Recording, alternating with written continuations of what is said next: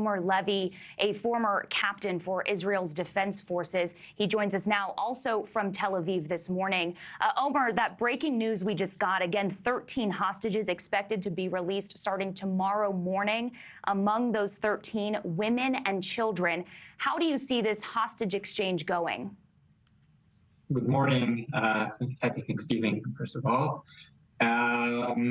First of all, we're hoping for that to happen. We have seen some delays in this deal. It was supposed to take place today. And the main reason it got delayed is that after the IDF, the Israeli government, and Hamas changed list, Hamas insisted that it cannot guarantee that mothers and children will be released together. Based on what Hamas is saying, he doesn't know where all the women and children are scattered in the Gaza Strip. So Hamas is saying, we will give you women and children, but not necessarily we will give you a mother with her 2 kids. The mother might be released and the kids will stay captive, or the opposite. And based on what we're hearing from the Israeli government, this is unacceptable. And we want to see back mothers and children. No families should be detached. And hopefully that's what we will see. I know that right now the Israeli government is announcing all of the families that their loved ones will be released at the first release of hostages. And some families also receiving the hurting announcement that their loved ones will not be released. Yeah, I want to ask, too, about these IDF soldiers that are going to be helping in these hostage exchanges.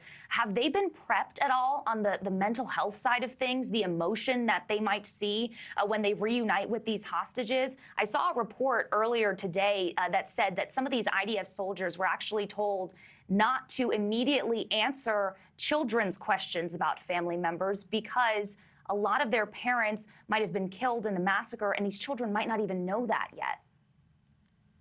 So that is true. Unfortunately, I think the most devastating case that we have heard of is of Abigail, a 4-year-old baby with a U.S. citizenship, by the way, that was taken hostage after her father was murdered while holding her, and her mother was murdered just a few seconds before that.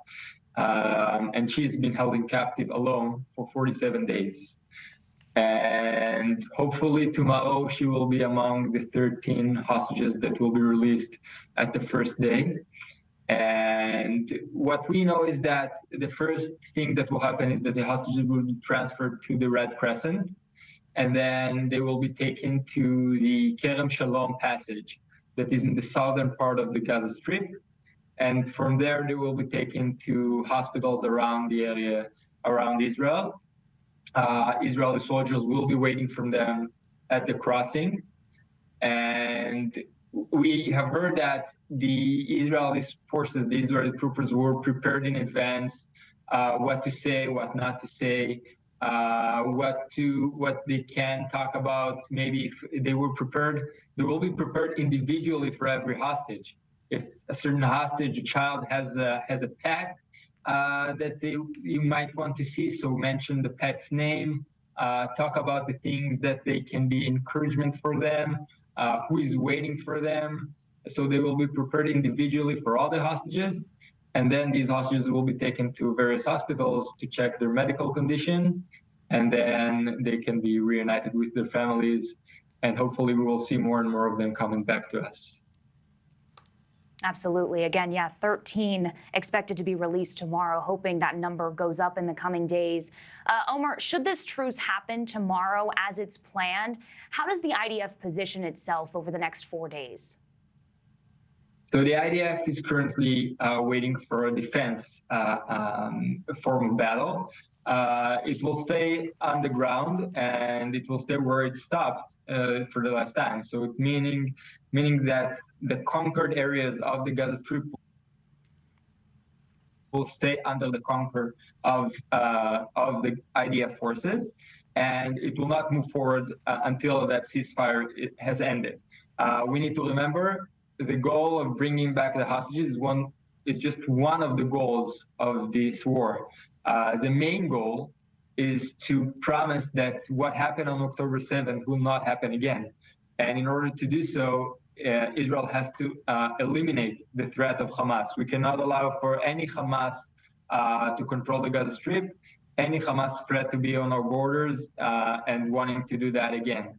So the Israeli Defense Forces will be ready, and they will be armed and ready to stop where they need, and then to continue when they need to do so, and deepen the attack, and probably to go also all the way to the central area of the Gaza Strip and the southern area of the Gaza Strip, which hasn't been dealt with by the IDF forces.